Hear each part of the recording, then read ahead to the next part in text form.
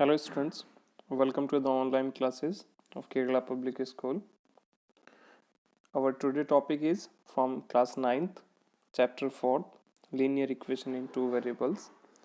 And today we are going to learn equation of a line which is parallel to x-axis, which is parallel to y-axis. Also we will learn about equation of x-axis, equation of y-axis.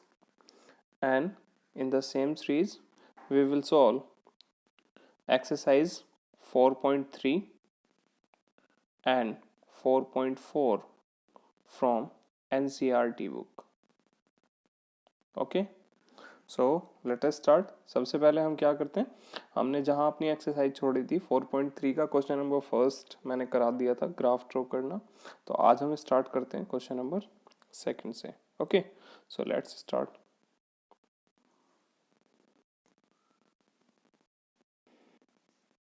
हमारा जो सबसे पहला question है, question number first हम already कर चुके हैं. Graph draw करना मैंने आपको सिखाया था. सो अभी हम क्वेश्चन नंबर सेकंड की बात करते हैं. क्वेश्चन नंबर सेकंड क्या है, give the equation of two line passing through 2,14 and how many such more lines are there and why. ठीक है, तो मैं इसको थोड़ा सा यहीं पे एक्सप्लेन कर देता हूँ. एक तो आपको क्या याद रखना है, देखो ये एक कोऑर्डिनेट है, इसका मतलब ये एक पॉइंट को रिप्रेजेंट करता है. ठीक है, और हमने पढ़ा था कि एक किसी भी पॉइंट से इन्फिनिटिव लाइन होके जा सकती है. तो ये जो पार्ट है इस क्वेश्चन का सेकंड वाला, how many more such lines are there and why, तो इसका आंसर तो आपको पता चल गया होगा, क्योंकि एक लाइन से हमने पढ़ा था कि इन्फिनिटिव लाइन होके जा सकती है, लेकिन दो पॉइंट से एक ही लाइन पास थ्रू होके जाएगी. ओके सो इसका आंसर तो हमें मिल गया कि इसके इन्फिनिटिव लाइंस जो हैं वो इससे होके जा सकती हैं. तो अभी हम बात करते हैं इसका फर्स्ट पार्ट की. तो चलिए, अभी देखो जो हमें पॉइंट्स दिया गया था वो था 2,14. उसमें एब्सिसा का वैल्यू था 2, ऑर्डिनेट का वैल्यू था हमारे पास 14. तो एब्सिसा किसकी वैल्यू होती है, एक्चुअली एक्स की वैल्यू होती है. ऑर्डिनेट किसकी होती है, वाई की होती है. तो हम इनकी हेल्प लेके एक्स और वाई में एक रिलेशन बनाएंगे. ठीक है, जैसे अगर मैं एक्स प्लस वाई का वैल्यू निकालना चाहूँ तो एक्स प्लस वाई कितना आ रहा है, 2+14. तो 2+14 आपको सभी को पता है कितना बनेगा, 16. तो that means x plus y की वैल्यू कितनी आ गई, 16, जो कि हमारा क्या बन गया, ये फर्स्ट इक्वेशन बन गई. Got it. अभी इसी तरह से देखते हैं कि मुझे अपने पास से कुछ भी लेना है. अब देखो मैं दूसरा एग्जांपल कोई भी ले लेता हूँ. ठीक है, यहाँ पे मैंने 3x प्लस वाई लिया है, लेकिन एक एग्जांपल मैं आपको अभी बना के दिखाता हूँ. जैसे मैं y माइनस एक्स का वैल्यू अगर निकालना चाहूँ तो y माइनस एक्स का वैल्यू कितना आएगा, y का देखो 14 है, x का 2 है, तो 14 माइनस 2 इज इक्वल टू कितना आएगा हमारे पास, 12. ओके सो दैट मीन्स मुझे एक इक्वेशन मिल गया, और वो इक्वेशन क्या है, y minus x is equal to 12. या फिर आप इसको इस तरह से लिख सकते हो, x plus 12 is equal to y, क्योंकि आप x को ट्रांसपोज करेंगे राइट हैंड साइड में. Got it. या फिर आप इसको x minus y plus 12 is equal to 0 भी लिख सकते हो. तो ये तो सिर्फ हम उनका ऑर्डर चेंज कर रहे हैं, ये स्टैंडर्ड फॉर्म भी है. तो इस तरह से आप इसके इन्फिनिटिव लाइंस जो हैं आप इसके बना सकते हो. तो आपके क्वेश्चन में सिर्फ दो पूछे गए थे, तो एक हमने x plus y is equal to 16, और दूसरा इसी तरह से 3x प्लस वाई जो हमने 20 जिसका आंसर आया है उस इक्वेशन को बनाया है. आई होप आप समझ गए होंगे. तो क्वेश्चन नंबर चलते हैं थर्ड पे. क्वेश्चन नंबर थर्ड को रीड करते हैं बच्चे. क्वेश्चन नंबर थर्ड में आपको दिया गया है, if the point 3,4 lie on the graph of the equation 3y is equal to ax plus 7 then find the value of a. बेटा सिंपल सा क्वेश्चन है, ऑलरेडी हम कर चुके हैं. आपको क्या करना है, यहाँ से x का वैल्यू कितना लेंगे जो कि एब्सिसा का वैल्यू है 3, y का वैल्यू कितना लेंगे जो कि 4 है. तो ये दोनों वैल्यू जो हैं आप इस इक्वेशन में पुट कर दीजिए, a का वैल्यू आ जाएगा. ठीक है, मैं आपको सॉल्व करके दिखा देता हूँ. तो y का वैल्यू हम 4 पुट करेंगे, so 3 multiply 4 is equal to right hand side में a इंटू एक्स का वैल्यू 3 पुट करेंगे, प्लस कितना आ जाएगा हमारे पास, 7. Got it. सो ये कितना होता है हमारे पास, ये हो जाएगा 12 इज इक्वल टू, ये हो जाएगा हमारे पास 3a प्लस 7. तो 7 को ट्रांसपोज करेंगे, 12 इज इक्वल टू आया था हमारे पास 3a प्लस 7. 7 को ट्रांसपोज कीजिए लेफ्ट हैंड साइड में, सो 12, ये 7 पॉजिटिव है राइट हैंड साइड में, ट्रांसपोज होके नेगेटिव हो जाएगा. So 12 minus 7 is equal to 5 is equal to 3a और ए का वैल्यू कितना हो जाएगा बेटा 5/3, क्योंकि 3 मल्टीप्लाई कर रहा है राइट हैंड साइड में, ट्रांसपोज करेंगे तो क्या करेगा, डिवाइड करेगा। तो ए का वैल्यू आ गया हमारे पास 5/3। Got it. तो अभी बढ़ते हैं क्वेश्चन नंबर 4 की तरफ। क्वेश्चन नंबर 4 क्या है, the taxi fair in A city is as follow: for the first kilometer the fare is ₹8 and for the subsequent distance it is ₹5 per kilometer. Taking the distance covered as x kilometer and total fare as y kilometer, ₹y, write a linear equation for this information and draw its graph। ठीक है, तो देखो क्या करेंगे आपको ये बताया गया है कि कोई भी एक सिटी है जिसमें आपको एक तो फर्स्ट किलोमीटर अगर आप जाएंगे तो उसके लिए आपको चार्ज देना पड़ता है कितना, ₹8, और बाकी जितने भी किलोमीटर आप जाते हैं तो उसके लिए आपको चार्ज करना पड़ता है कितना, ₹5 पर किलोमीटर से। अब देखो सबसे पहले मैं आपको नॉर्मली ऐसे ही समझाता हूँ कि अगर आप 1 किलोमीटर गए तो आपने कितने रुपीज़ दिया, 8। अगर आपने 2 किलोमीटर गए तो 2 किलोमीटर ट्रेवल किया है तो 1+1, और फर्स्ट किलोमीटर के लिए तो आप 8 देते हैं और बाकी के लिए कितना देते हैं, 5। तो दैट मीन्स इस बार आपका आंसर कितना आना चाहिए था, 8+5 मतलब ₹13 आपको पे करने पड़ेंगे अगर आपने 2 किलोमीटर ट्रेवल किया है। इसी तरह से अगर आपने 3 किलोमीटर ट्रेवल किया तो 3 किलोमीटर के लिए आप क्या करेंगे, 1 और +2, क्योंकि 1 किलोमीटर का फिक्स्ड है वो 8 है, और 2 किलोमीटर के लिए ₹5 से चार्ज होता है, दैट मीन्स 2 × 5, तो 8+10 कितना आ जाएगा, ₹18। Got it. अब आपको समझ आ गया होगा। सो सिंपल सा तरीका इसको सॉल्व करने का, देखो कैसे सॉल्व करते हैं। हम जो गिवन था उसी को लेके चलेंगे, और उसमें क्या गिवन था हमें कि हमारे पास जो टोटल फेयर है वो है ₹5, टोटल डिस्टेंस है x। तो टोटल फेयर जो है वो किसके इक्वल होगा, फिक्स चार्ज, जो कि हर बार आपसे लिया जा रहा है 1 किलोमीटर के लिए। Got it. उसके बाद टोटल डिस्टेंस -1। टोटल डिस्टेंस -1 क्यों हो गया, जैसे मैंने आपको दिखाया था कि 3 किलोमीटर गए ना बचे, तो 3 किलोमीटर में 1 किलोमीटर का तो फिक्स हो गया, +2, तो ये जो फिक्स्ड है ये तो यहाँ पे आ गया fix charge, plus total distance कितना था, 3 में से 1 सब्सट्रैक्ट होके तभी तो 2 मिला है ना। तो इसका मतलब 2 किलोमीटर तो आगे जाना है, और उसी के लिए ₹5 से हमें पैसे देने हैं उसको। तो इसका मतलब आपको क्या करना है, यहाँ से फिक्स चार्ज जो कि था आपका 8, ठीक है, टोटल डिस्टेंस जिसको आप लेके जा रहे हो x-1, तो आप देख सकते हो x-1 मल्टीप्लाई ये है चार्ज पर किलोमीटर, चार्ज पर किलोमीटर, इसका मतलब सब्सिक्वेंट डिस्टेंस के लिए जो चार्ज हमसे लिया जा रहा है। Got it. तो ये सिंपल सा है, इसको आप सॉल्व करेंगे। y = 8 + 5x-5, जिसको आप सॉल्व कर दें तो कितना मिलता है, y = 5x + 3, या फिर स्टैंडर्ड फॉर्म में लिखेंगे तो 5x - y + 3 = 0, जो आपका रिक्वायर्ड इक्वेशन था। ठीक है, अब आप इसका ग्राफ ड्रॉ कर सकते हो, आप सभी को ग्राफ ड्रॉ करना आता है, लेकिन एक चीज़ का ध्यान रखना बेटा, इसका ग्राफ ड्रॉ करते टाइम, क्योंकि देखो ये है डिस्टेंस, ठीक है, और डिस्टेंस कभी भी नेगेटिव नहीं होता, आपने पढ़ा होगा। इसी तरह से फेयर जो है वो भी कभी नेगेटिव नहीं होता। तो जब आप इसका ग्राफ ड्रॉ करेंगे तो आप ध्यान रखेंगे कि आपके पास डिस्टेंस और फेयर की जो वैल्यू है वो पॉजिटिव आनी चाहिए। Got it. नेगेटिव वैल्यू हम वहाँ पे नहीं लेंगे। सो इसका ग्राफ ड्रॉ करना आसान है, आप लोग ग्राफ ड्रॉ करके देखिए। मैं इसका आपको ग्राफ दिखा देता हूँ कि कैसा आएगा। ओके, हाँ, मैं आपको इस वीडियो के डिस्क्रिप्शन में आपका उसको लिंक दे दूंगा, आप वहाँ से उसको डाउनलोड कर लीजिएगा। ठीक है, क्वेश्चन नंबर 5 की तरफ देखते हैं। क्वेश्चन नंबर 5 क्या है हमारे पास, from the choice given below choose the equation whose graph are given in figure 4.6। ठीक है, तो इसको एक बार देखते हैं हम कि ग्राफ क्या है। देखो ये इसके ग्राफ दे रखे हैं, और इसमें से आपको जिस इक्वेशन का ये ग्राफ है उस इक्वेशन को आपको करेक्ट करना है। ठीक है, तो पहला है x = y, दूसरा x + y = 0, y = 2x, 2x + 2 + 3y = 7x, ये इस फिगर के लिए दे रखा है और ये आपको दे रखा है इस फिगर के लिए। दोनों क्वेश्चन एक तरह से ही चेक होंगे, इसी तरह से सॉल्व होंगे।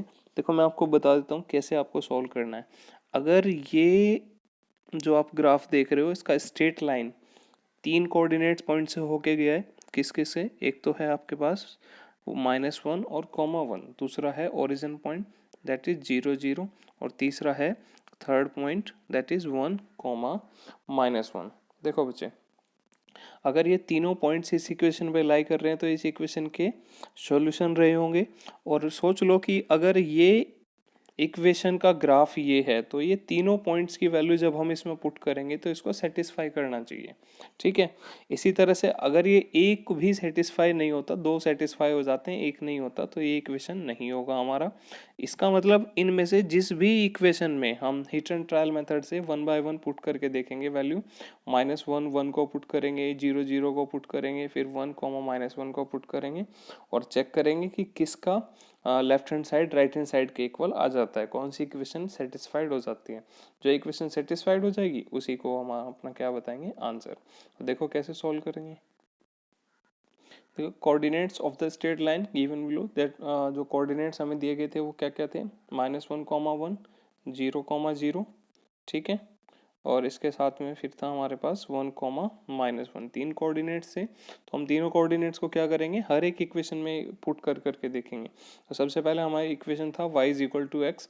तो y = x में देखो सबसे पहला कोऑर्डिनेट्स लेते हैं -1 और -1। इसमें x का वैल्यू कितना है, -1, और y का वैल्यू कितना है, +1, ठीक है। तो ये दोनों वैल्यू हम पुट करेंगे। तो y का वैल्यू हमने पुट किया 1 और x का -1। तो आप देख सकते हैं 1 डज नॉट इक्वल टू -1, इसका मतलब ये सेटिस्फाई नहीं होता।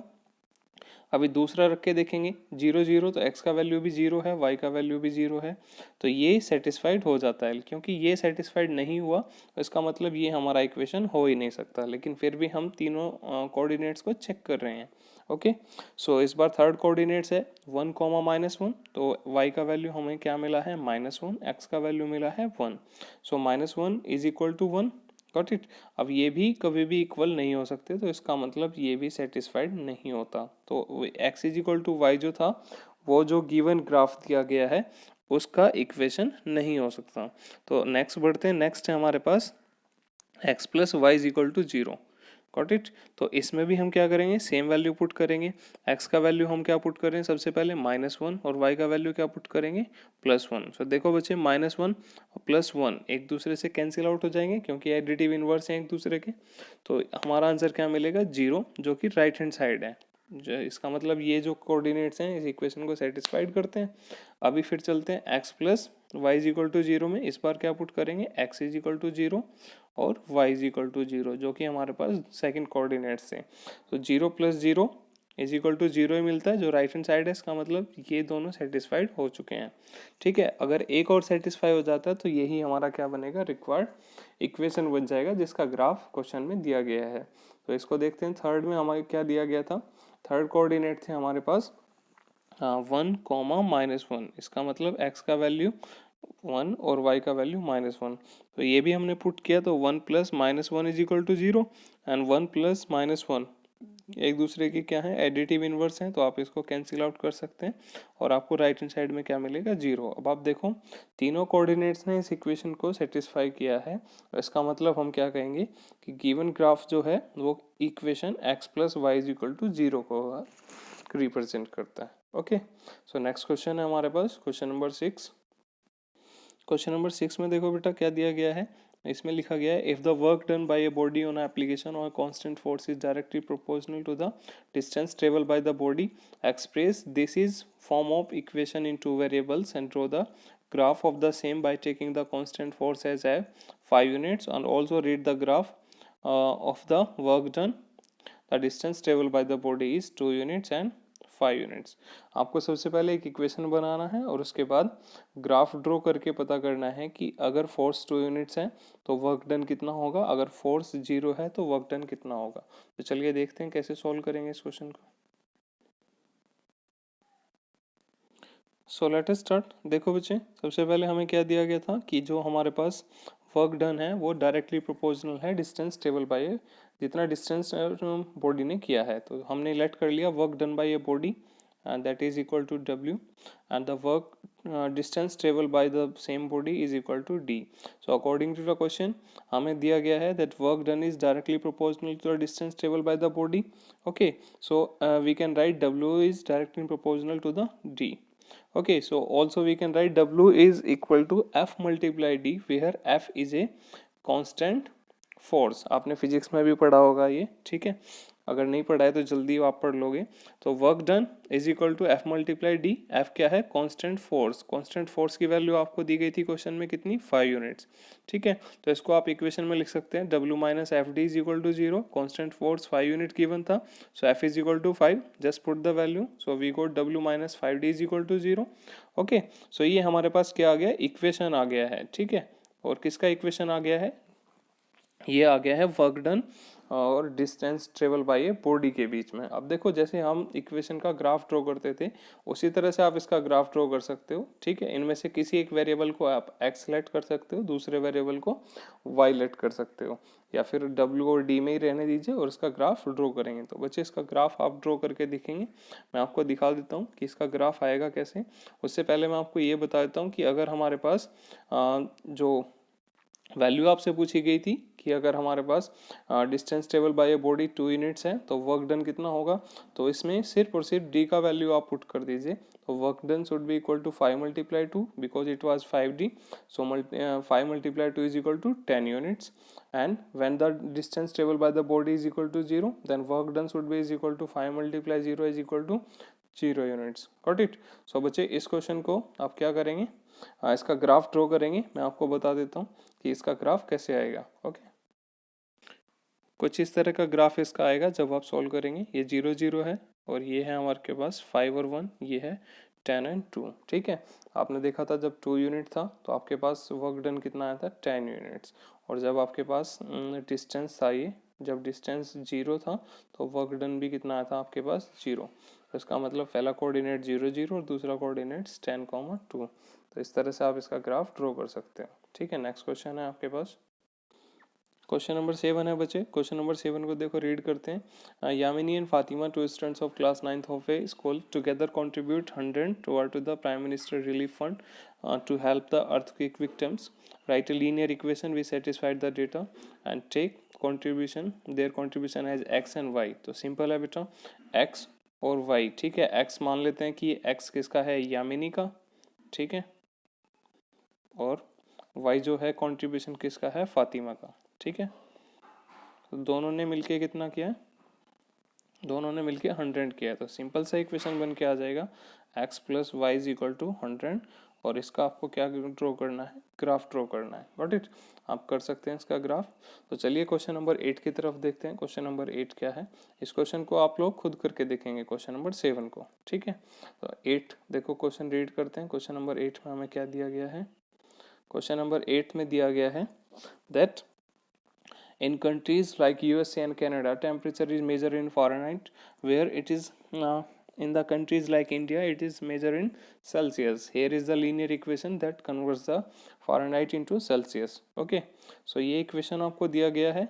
इस इक्वेशन के बिहाफ पे आपसे क्वेश्चन पूछे जा रहे हैं। आपको बताया गया कुछ कंट्री हैं जिनमें सेल्सियस में मेजर किया जाता है टेम्परेचर को, और कुछ कंट्री हैं जिनमें फ़ारेनहाइट में किया जाता है। Got it. तो उस इक्वेशन के अकॉर्डिंग हम कन्वर्ट कर लेते हैं। तो अब आपसे इस 4 इक्वेशन के क्वेश्चन पूछे। फर्स्ट में आपसे पूछा गया ड्रॉ द ग्राफ। आप ग्राफ ड्रॉ कर लेंगे बच्चे। ठीक है, मैं आपको दिखा देता हूँ किस तरह का ग्राफ इसका आएगा। इस तरह का ग्राफ कुछ इस क्वेश्चन का आपको मिलेगा। आप ध्यान से देख लेना, अपने ग्राफ से मैच कर लेना। ठीक है, तो ग्राफ आप लोग ड्रॉ कर लेंगे। सेकेंड पार्ट की तरफ बढ़ते हैं। सेकेंड पार्ट हमारा, सेकेंड पार्ट में आपसे पूछा गया है that if the temperature is 30 degree Celsius what will be in Fahrenheit. Third में पूछा गया है if the temperature is 95 degree Fahrenheit then what it should be in Celsius. और इसके बाद आपसे पूछा गया है if the temperature is 0 degree Celsius what is the temperature in Fahrenheit, and if the temperature is 0 degree Fahrenheit then what is the temperature in Celsius. तो मैं आपको बता देता हूँ इसमें क्या करना है। इसका फोर्थ पार्ट तो आप लोग सोल्व करेंगे। ठीक है, तो इसमें क्या करना है, एक बार सेल्सियस का वैल्यू 0 पुट कर लेंगे और फ़ारेनहाइट का निकाल लेंगे। ठीक है, दूसरी बार आप क्या करेंगे, फ़ारेनहाइट का वैल्यू 0 पुट कर लेंगे इस इक्वेशन में और सेल्सियस का निकाल लेंगे। Got it. बाकी जो पार्ट्स हैं मैं आपको दिखा देता हूँ कैसे सॉल्व करने हैं आपको। सेकेंड पार्ट की बात करते हैं। उसमें आपको सेल्सियस का वैल्यू कितना दिया गया था? 30 डिग्री। फ़ारेनहाइट में आपको निकालना था। तो सिंपली इक्वेशन में सेल्सियस का वैल्यू 30 पुट कर दीजिए। 5 से 30 को डिवाइड करेंगे, 5 6 30, 6 का 9 में मल्टीप्लाई करेंगे, कितना आ जाएगा? 54। ठीक है, प्लस 32 इज इक्वल टू कितना आ जाएगा? 84 degree Fahrenheit. Okay, third part जो आपको दिया गया था उसमें फ़ारेनहाइट का वैल्यू दिया गया था 95 डिग्री फ़ारेनहाइट, तो इसमें एफ का वैल्यू 95 पुट कर लीजिए और सॉल्व कर दीजिए। ठीक है, कैसे करेंगे, 32 को ट्रांसपोज किया, 95 minus 32 is equal to 63 and 63 is equal to 9/5 multiply Celsius, so Celsius would be equal to 63 multiply 5 divide by 9, जो कितना आ जाएगा 35 डिग्री सेल्सियस। ओके, और ये फोर्थ नहीं है, ये फिफ्थ पार्ट है। ओके, आपको दिया गया था इसमें, देखो इसमें आपको दिया गया था that if the temperature are numerically equal, अगर दोनों के टेम्परेचर जो हैं वो न्यूमेरिकली इक्वल हो जाएं, तो ऐसा कोई टेम्परेचर है इसमें दोनों के टेम्परेचर न्यूमेरिकली इक्वल ही हो जाएंगे। तो अगर न्यूमेरिकली इक्वल होंगे तो फ़ारेनहाइट सेल्सियस के इक्वल होगा, तो बस इसी का इम्प्लीमेंट करते हैं और इक्वेशन में क्या करेंगे, सेल्सियस को फ़ारेनहाइट के इक्वल पुट कर देंगे। तो देखो यहाँ से हमारे पास इक्वेशन था f is equal to 9/5 multiply F plus 32। ठीक है, उसके साथ में आपको क्या दिया गया, 9f मल्टीप्लाई किया 5 का हमने, सो एलसीएम लेने के बाद तो 5f is equal to 9f plus 160, और सॉल्व करने के बाद आपको क्या मिलेगा, f इज इक्वल टू -40। सो कौन सा टेम्परेचर है, वो है -40 degree Celsius and -40 degree Fahrenheit. Got it. तो ये एक्सरसाइज तो फिनिश हो गई। एक्सरसाइज 4.4 की बात करते हैं। बेटा छोटी सी एक्सरसाइज है, 2 क्वेश्चन हैं। ठीक है, आपको क्या बताना है, फर्स्ट क्वेश्चन में geometric representation of y is equal to 3 an equation in 1 variable in 2 variables, लेकिन इसमें कन्फ्यूजन बच्चों को ज़्यादा रहता है। ठीक है, ये भी इक्वेशन है, ये भी बिल्कुल इसी तरह से y इज इक्वल टू 3 दिया गया है, आप इसको सॉल्व करेंगे 2x plus 9 is equal to 0। ठीक है, तो सॉल्व करके मैं आपको दिखा देता हूँ। 2x plus 9 is equal to 0, so 2x is equal to कितना आ जाएगा बेटा, -9 ट्रांसपोज होने के बाद, और x की वैल्यू आ जाएगी -9/2, जो कितनी आती है -4.5। तो इस तरह से दोनों को आपको सीखना है कि 1 वेरिएबल में और 2 वेरिएबल में हम इनको कैसे रिप्रेजेंट करते हैं। Got it. तो चलिए मैं आपको दिखाता हूँ। चलिए बच्चे, अभी हम समझ लेते हैं एक्सरसाइज 4.4, लेकिन उससे पहले कुछ चीज़ें डिस्कस कर लेते हैं। आपको थोड़ा सा बस बताना है कि इक्वेशन ऑफ एक्स एक्सिस आपने स्टैंडर्ड 8th में भी पढ़ा था। इक्वेशन ऑफ एक्स एक्सिस होता है y इज इक्वल टू 0, क्योंकि इक्वेशन ऑफ एक्स एक्सिस का मतलब वो फिर y के एक ही पॉइंट से होके जा रहा है, और वो ओरिजिन जहाँ पे y का वैल्यू क्या होता है, 0। Got it. इसी तरह से इक्वेशन ऑफ y एक्सिस क्या है, x is equal to 0। Equation of a line which is parallel to x axis, अगर ये एक्स एक्सिस के पैरेलल है तो देखो वो लाइन कैसे होके जा सकती है, ये एक्स एक्सिस है तो इसके पैरेलल या तो यहाँ से होके जाएगी या फिर यहाँ से होके जाएगी। ये है वाई एक्सिस का पॉजिटिव डायरेक्शन और ये है वाई एक्सिस का नेगेटिव डायरेक्शन। तो इसलिए हम क्या लिखते हैं, equation of a line which is parallel to x axis that is equal to y is equal to plus minus a. Plus minus represent करता है डायरेक्शन को और ए रिप्रेजेंट करता है बेटा डिस्टेंस को। Distance from where, from origin points। got it। so similarly equation of a line which is parallel to y axis that is x is equal to plus minus b। तो आप इनको ध्यान से याद रखना। देखो इक्वेशन ग्राफ में आप देख भी सकते हो, ये है आपके पास y is equal to 3, जो किसके पैरेलल है, x एक्सिस के। डिस्टेंस है 3 यूनिट्स, क्योंकि पॉजिटिव डायरेक्शन की तरफ था तो हमने इसको पॉजिटिव डायरेक्शन की तरफ ही रिप्रेजेंट किया है। ये y इज इक्वल टू -4 है, क्योंकि y is equal to -4 negative डायरेक्शन की तरफ रिप्रेजेंट हो रहा है, तो आप इसको यहाँ पे रिप्रेजेंट करेंगे। Got it. सो ये लाइन जो है ये किसके पैरेलल है, ये x एक्सिस के। सिमिलरली ये जो है ये किसके पैरेलल है, ये दोनों y एक्सिस के पैरेलल है। Got it. सो चलते हैं एक्सरसाइज की तरफ। एक्सरसाइज देखो 4.4 में आपको सबसे पहले क्या बताया गया कि y इज इक्वल टू 3 को 1 वेरिएबल में रिप्रेजेंट कीजिए और 2 वेरिएबल में रिप्रेजेंट कीजिए। तो बेटा इसके लिए एक चीज़ याद रखना, जब भी आप 1 वेरिएबल में रिप्रेजेंट करने जाएंगे तो आप लीनियर इक्वेशन इन 1 वेरिएबल को ही बोलेगा। वो क्वेश्चन जो आपसे पूछा जाता है वो यही पूछा जाता है कि एक कोई भी लीनियर इक्वेशन इन 1 वेरिएबल देगा, जैसे यहाँ पे दिया गया है x इज इक्वल टू 3 और उसको बोलता है 1 वेरिएबल में रिप्रेजेंट करके बताइए और 2 वेरिएबल में रिप्रेजेंट करके बताइए। तो जब आप 1 वेरिएबल में रिप्रेजेंट करते हैं तो सिंपली आप इसको नंबर लाइन पे रिप्रेजेंट करेंगे। ये अगर y एक्सिस के लिए दे रखा है जैसे y इज इक्वल टू 3, तो आप वर्टिकल लाइन ड्रॉ करके उसको रिप्रेजेंट कर सकते हैं जैसे यहाँ पे किया गया है। लेकिन अगर आपको बोला गया x इज इक्वल टू, जैसे यहाँ पे x इज इक्वल टू -4.5 है, तो आप उसको हॉरिजॉन्टल नंबर लाइन पे रिप्रेजेंट कर सकते हैं। तो ये तो सिंपल है। इसको 2 वेरिएबल में कैसे रिप्रेजेंट करेंगे, 2 वेरिएबल में रिप्रेजेंट करने के लिए आप इसका स्टैंडर्ड फॉर्म देख लीजिए पहले। ऐसे आपको दिया गया है y इज इक्वल टू 3, तो इसको स्टैंडर्ड फॉर्म में क्या लिखेंगे हम, 0 into x plus 1 into y -3 is equal to 0। अब देखो इसमें टू दोनों वेरिएबल हैं, इसमें x भी है और y भी है, गॉट इट। अब इसमें x का वैल्यू अगर हम 1 भी पुट करेंगे तो भी y के वैल्यू पे कोई चेंज नहीं होना, क्यों? प्रॉपर्टी ऑफ जीरो के अकॉर्डिंग ये टर्म्स फिर भी जीरो रहेगी। तो इसको हम रिप्रेजेंट करते हैं ग्राफ से। तो जैसे ही आप y इज इक्वल टू 3 को टू वेरिएबल में रिप्रेजेंट करने जा रहे हो तो आपको ग्राफ रिप्रेजेंट करने का और एक लाइन ड्रॉ करनी पड़ेगी जो पैरेलल होनी चाहिए किसके, क्योंकि ये y में है तो x एक्सिस के पैरेलल है। इस तरह से ये जो है ये x इज इक्वल टू -4.5 आएगा, तो ये किसके पैरेलल होके जाएगी? y एक्सिस के पैरेलल होके जाएगी, गॉट इट। तो याद रखना वन वेरिएबल के लिए सिर्फ हम नंबर लाइन का यूज करते हैं, लेकिन टू वेरिएबल में रिप्रेजेंट करने के लिए हम ग्राफ का यूज करते हैं, गॉट इट बच्चे। आई होप आपको समझ आ गया होगा। तो ये था हमारे पास एक्सरसाइज 4.4। इसी के साथ ये चैप्टर फिनिश हो गया है, ठीक है। और कल से हम स्टार्ट करेंगे एनसीईआरटी एग्जाम्पलर बुक। तब तक के लिए stay safe, stay home. Thank you. Bye.